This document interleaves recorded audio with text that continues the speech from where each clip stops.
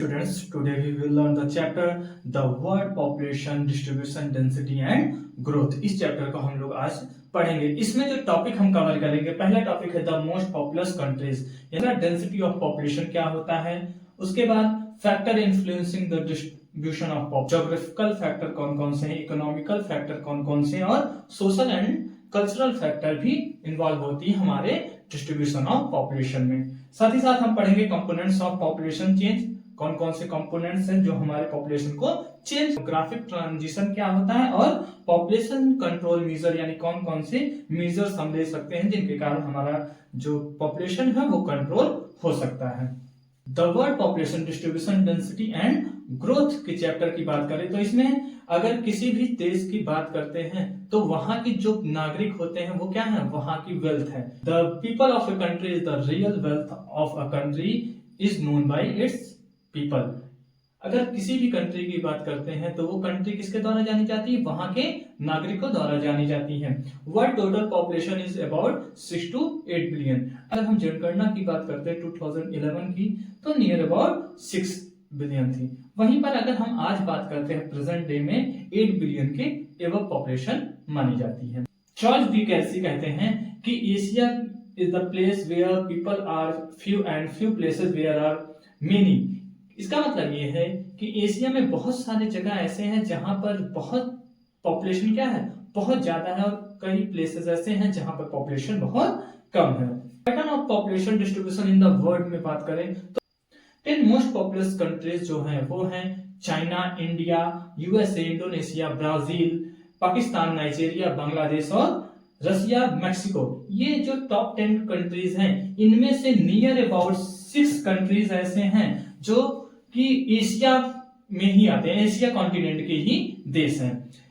Asia continent की बात करें तो वर्ल्ड की अदर कॉन्टिनेंट्स की अपेक्षा एशिया की पॉपुलेशन क्या है, सबसे ज्यादा है। उसके फैक्टर्स कौन कौन से हो सकते हैं, अभी जो क्लाइमेटिक कंडीशन है या फिर एरिया है, प्लेन एरियाज है, ये सब फैक्टर्स क्या है, इंपॉर्टेंट रोल प्ले करते हैं कि एशिया कॉन्टिनेंट में पॉपुलेशन ज्यादा है।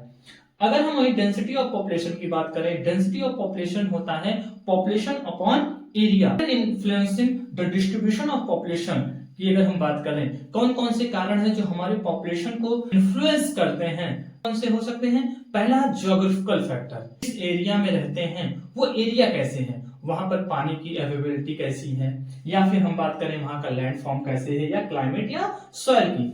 जैसे हमें पता है कि पानी एक इंपॉर्टेंट रोल डेली लाइफ में हमारे प्ले करती है, without water life is impossible. तो किसी भी काम के लिए अगर नेविगेशन करना हुआ, इंडस्ट्री हुआ या बाथिंग, डेली यूज के लिए, कुकिंग, बाथिंग, एवरीथिंग के लिए हम क्या करते हैं, ड्रिंकिंग के लिए पानी यूज करते हैं। इसी भी एरिया में वाटर की अवेलेबिलिटी कैसी है, इस पे हमारा डिस्ट्रीब्यूशन ऑफ पॉपुलेशन इन्फ्लुएंस करती है। किसी भी हम पुरानी से पुरानी सभ्यताओं को भी देखते हैं, जितनी भी, चाहे इंडस वैली सिविलाइजेशन हो या इजिप्टियन सिविलाइजेशन हो, हम देखते हैं किसी ना किसी नदी के किनारे ही वो बसा हुआ है।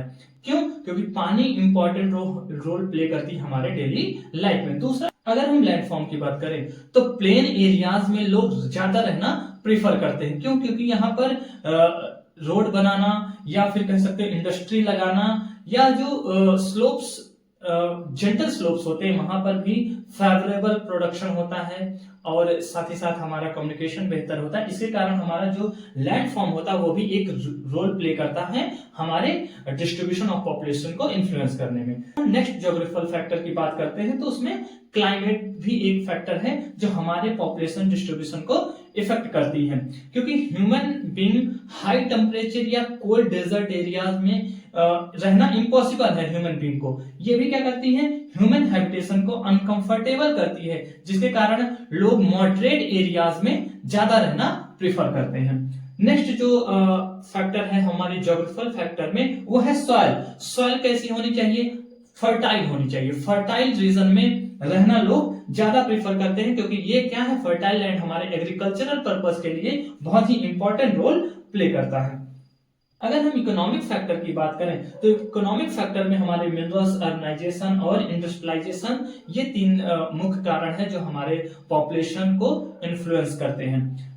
मिनरल की बात करें तो मिनरल जहां पर होंगे वहां पर इंडस्ट्रीज ज्यादा लगेंगे, इंडस्ट्रीज ज्यादा लगेंगे तो वर्किंग क्लास होगी वो मूव किधर करेगी, उस फैक्ट्री की तरफ मूव करेगी, जिसके कारण उस मिनरल डिपॉजिट एरियाज में अधिक फैक्ट्रीज लगेंगी और वहां की पॉपुलेशन डेंसली पॉपुलेटेड हो जाएगी, यानी वहां पर लोग माइग्रेट करेंगे और वहां पर रहना पसंद करेंगे, जिसके कारण वहां की एरिया ज्यादा डेंसली पॉपुलेटेड एरिया हो जाएगी।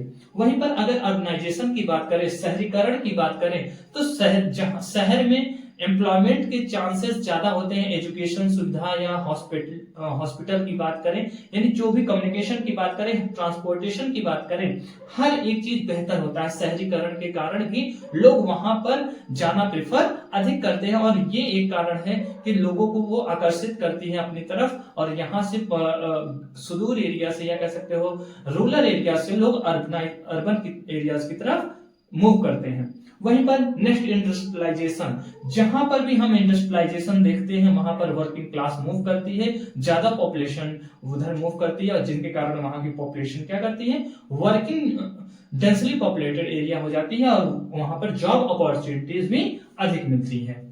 अगर हम नेक्स्ट बात करें तो कौन से कारण है जो हमारे पॉपुलेशन को इन्फ्लुएंस करती हैं, वो है सोशल एंड कल्चरल फैक्टर। सामाजिक स्थिति कैसी है, साथ ही वहां का कल्चर कैसा है, वो भी हमारे पॉपुलेशन को इन्फ्लुएंस करता है। कल्चर, क्योंकि कहीं की रिचुअल्स अच्छी होती हैं तो लोग वहां पर रहना ज्यादा प्रेफर करते हैं।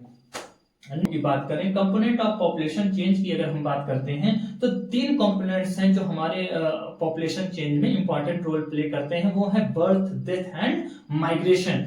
किसी एरियाज में कितने लोग माइग्रेट कर रहे हैं और कहां पर कितने पीपल्स की डेथ हो रही है या बर्थ रेट क्या है, बर्थ कितने लोगों की हो रही है, इस पे भी हमारे पॉपुलेशन चेंज निर्भर करता है। माइग्रेशन की बात करें तो माइग्रेशन 3 टाइप्स के हो सकते हैं, एक परमानेंट हो सकता है, दूसरा है सीजनल और एक हो सकता है टेम्परेरी। लोग किसी एरिया से किसी कारणवश दूसरी जगह मूव कर रहे हैं, ये क्या हुआ, टेम्परेरी चेंज हुआ, टेम्परेरी माइग्रेशन हुआ।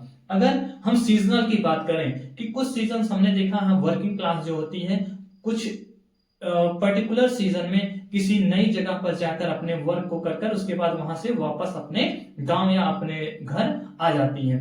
वहीं पर परमानेंट, कुछ लोग अपने जगह को छोड़कर दूसरी जगह परमानेंटली रहने चले जाते हैं या हमारे देश से भी दूसरे देश रहने चले गए या फिर पर्टिकुलर प्रदेश से दूसरे प्रदेश रहने चले गए। वो क्या, जैसे कि हमारे क्षेत्रों के लोकल लोग क्या है दिल्ली बॉम्बे की तरफ अर्बन एरियाज की तरफ अधिक मूव करते हैं और कुछ लोग वहां पर जाकर सेटल हो जाते हैं। ये क्या हुआ, परमानेंटली मूवमेंट हुआ या परमानेंट मूवमेंट हुआ, माइग्रेशन हुआ। माइग्रेशन की बात करें, migrant who move into a new place are called immigrant. Migration की बात करें, migrant who move out of a place, किसी भी स्थान से दूसरे स्थान चला जाए उसको हम लोग क्या कहते हैं, इमिग्रेंट कहते हैं।